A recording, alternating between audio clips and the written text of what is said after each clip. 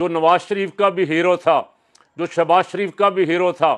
جو ضیاء الحق کا بھی ہیرو تھا، مشرف کا بھی ہیرو تھا، پوری قوم کا ہیرو تھا، اس پہ قاتلانہ حملہ ہوا، اس کی رپورٹ درج نہیں ہوئی، FIR درج نہیں ہوئی اس کی اس ملک بسم میں۔ اللہ الرحمن الرحیم نحمدہ ونصلی ونسلم علی رسولہ الکریم۔ تمام دیکھنے اور سننے والوں کو السلام علیکم ورحمۃ اللہ وبرکاتہ۔ یا اللہ اس ملک کی خیر فرما، اس ملک میں بسنے والوں کی خیر فرما، اور جہاں جہاں بھی تیرے محبوب کے امتی بستے ہیں ان سب کی خیر فرما۔ ہماری یہ ساری ایفرٹ، تگ و دو، جد و جہد کا ایک ہی مقصد ہے، اور وہ مقصد یہ ہے کہ پاکستان جو لا الہ الا اللہ محمد الرسول اللہ کے لیے حاصل کیا گیا تھا، یہاں بندے صرف رب کی غلامی میں رہیں، یہاں کسی فرعون کی، نمرود کی بادشاہت نہ ہو، اللہ کا حکم نافذ ہو، لا الہ الا اللہ، اور اس کے سوا کوئی معبود نہیں ہے، کوئی مالک نہیں ہے، وہی ہے خالق و مالک، معبود حقیقی۔ اس نے اپنے محبوب صلی اللہ علیہ وسلم کو ایک نظام عطا فرما کے بھیجا، اور اس کے لیے ہم نے پاکستان بنایا۔ لیکن بدقسمتی سے جو یہاں آیا، اس نے آ کے اپنی مرضی کا وہ نظام بنانے کی کوشش کی جو نظام اس کے تابع رہے، بنانے والے کے۔ لا الہ الا اللہ والا وعدہ بھلا دیا، فراموش کر دیا۔ اب پیچھے مڑ کے دیکھا بھی نہیں کہ ہمارے بزرگوں نے لاکھوں کی تعداد میں جانیں قربان کی تھیں، وطن چھوڑا تھا، ہجرت کی تھی، اپنی دکانیں، مال، بزنس سب کچھ چھوڑ کے کس لیے آئے تھے؟ کیا پاکستان کی زمین پہ کوئی پھول زیادہ اگتے ہیں؟ یہاں کو فصلیں زیادہ اچھی ہوتی ہیں انڈیا کی زمین سے؟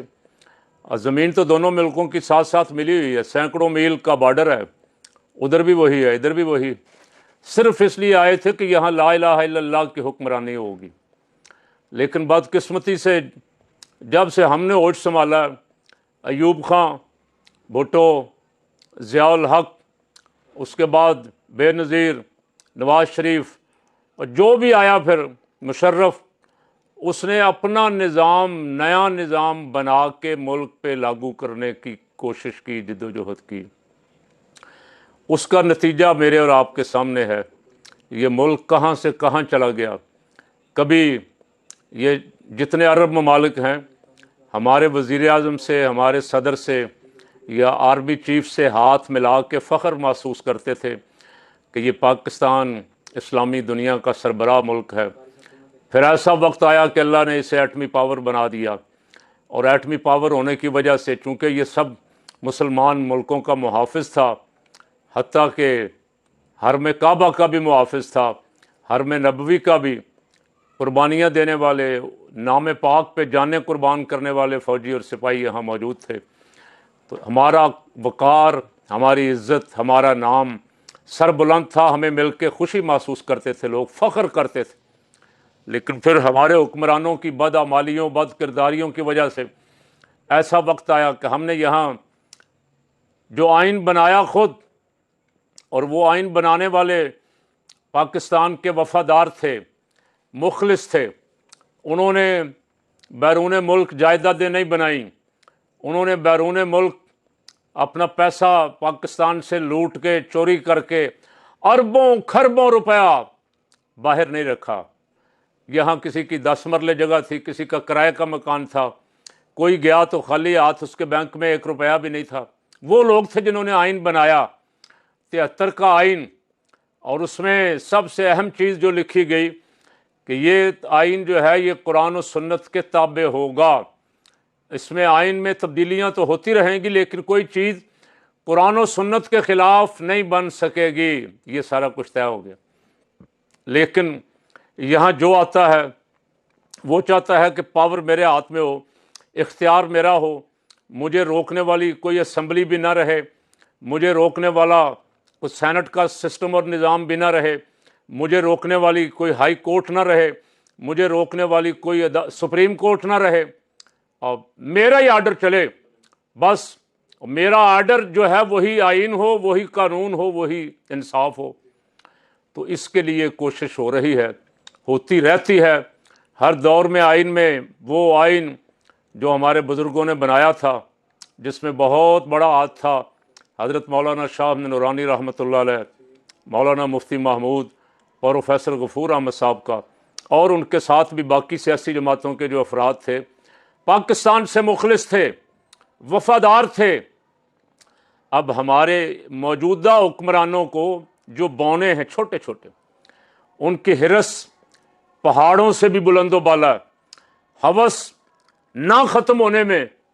آتی نہیں، ختم 1 ارب 2 ارب 10 ارب خرب 2 خرب، وہ جب تک سرکار صلی اللہ علیہ وسلم کا ارشاد مبارک ہے، میرے آپ کے سب کے ماں باپ حضور پہ قربان، فرمایا انسان ایسا لالچی پیدا ہوا ہے کہ اگر اسے سونے کی ایک وادی مل جائے تو یہ دوسری وادی کی تمنا بھی کرے گا، کہ پوری وادی سونے کی مل گئی، یہ تھوڑا تو نہیں تھا، فرمایا یہ دوسری کی تمنا کرے گا، دوسری مل جائے تو تیسری کی تمنا کرے گا، اور آگے بہت قیمتی بات ارشاد فرمائی، فرمایا کہ اس کا پیٹ قبر کی مٹی بھرے گی، دنیا کا سونا چاندی ڈالر ریال پاؤنڈ اس کا پیٹ نہیں بھر سکیں گے، اس کا پیٹ قبر کی مٹی بھرے گی۔ لیکن یہ قبریں دیکھ کے، قبروں تلے دبے ہوئے بڑے بڑے فرعون دیکھ کے،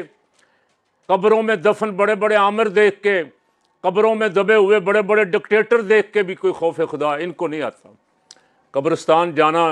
سنت ہے، اس کی ایک افادیت، ایک فائدہ یہ بیان فرمایا گیا کہ وہاں جا کے آخرت کی یاد آتی، لیکن وہ شاید پتہ نہیں ہمارے جیسے مسکینوں کے لیے ہے، ان کو قبروں پہ جا کے بھی آخرت یاد نہیں آتی۔ یہ ملک کے آئین کا حلیہ بگاڑنے میں، عدالتوں کو قابو کرنے میں کہ کوئی جج بھی نہ رہے۔ مجھے حیرانگی، تو میں نے کل بھی عرض کیا تھا تھوڑا سا، ججوں پہ حیرانگی ہے کہ بھائی تم 25 لاکھ روپیہ تنخواہ لے رہے ہو، 50 لاکھ روپیہ منتھلی مراعات لے رہے ہو، ریٹائرڈ ہونے کے بعد بھی تمہاری مراعات کی لسٹ بہت لمبی ہے، کم از کم عدلیہ کی تو حفاظت کرو، انصاف کی تو حفاظت کرو، اپنے ضمیر کی آواز تو سنو۔ تم خود ہی مل کے چوروں اور ڈاکوؤں کے ساتھ مل کے نظام انصاف کا بٹھا بٹھا رہے ہو، تمہیں تو عدل کے لیے، انصاف کے لیے کھڑے ہونا چاہیے تھا۔ کچھ جج ہیں، 2 ہیں یا 4 ہیں سپریم کورٹ میں، ہائی کورٹوں میں بھی 2 3 ہیں، اللہ انہیں استقامت عطا فرمائے۔ اکثریت بک گئی، اکثریت کمپرومائزڈ، اکثریت جو ہے وہ اشاروں پہ ناچنے والی۔ تو جو وعدہ ہم کر کے آئے تھے لا الہ الا اللہ کا، کہ ہم لا الہ الا اللہ کا نظام یہاں نافذ کریں گے، لا الہ الا اللہ محمد الرسول اللہ صلی اللہ علیہ وسلم کے لیے ہم نے پاکستان بنایا، وہ کہاں گیا؟ بہت حرمت والے دن ہیں جب آپ یہ باتیں میری سن رہے ہیں، بہت مقدس دن ہیں۔ ان آنے والے دنوں میں ہم سید الشہداء کا تذکرہ کریں گے، ان کے ساتھیوں کا تذکرہ کریں گے، اور ان کے مقابلے میں لعنتی یزید کا ذکر بھی کریں گے اور اس پہ لعنتیں بھیجیں گے۔ لیکن کاش ہمارا ضمیر جاگے گا یا نہیں جاگے گا کہ ہم امام عالی مقام اور ان کے ساتھیوں کا ذکر کیوں کر رہے ہیں، کس لیے کر رہے ہیں؟ بظاہر تو آج جس طرح ایک مظلوم طبقہ پس رہا ہے، جیلوں میں ہے، مار کھا رہا ہے، اور ان سے اقتدار چھین لیا گیا، دور کر دیا گیا، ان سے ان کے گھر، ان کا وطن بھی چھین لیا گیا، اس طرح بظاہر تو کربلا والوں کا سب کچھ چھن گیا تھا، بے سر و سامان، تہی دست، بے آسرا بظاہر دنیاوی اعتبار سے، بے گور و کفن لاشیں، تو ہم ان کو آج یاد کیوں کرتے؟ یاد ہی نہیں کرتے، یاد کر کے فخر محسوس کرتے، خوش ہوتے ہیں کہ ہم امام حسین کا ذکر کر رہے ہیں۔ میں عدلیہ کے ججوں سے مخاطب ہوں، حکمرانوں سے مخاطب ہوں، کیا ہم نے کبھی سوچا کہ ہم نام تو امام حسین کا لے رہے ہیں، کام یزید والے کر رہے ہیں؟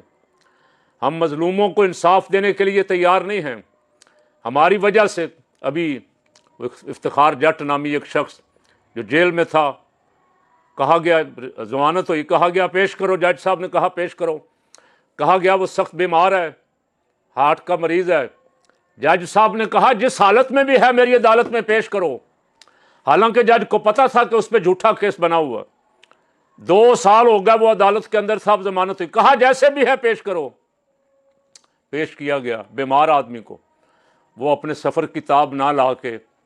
انتقال کر گیا، اس کا خون کس کے سر ہے؟ کوئی جج جواب دہ ہوگا؟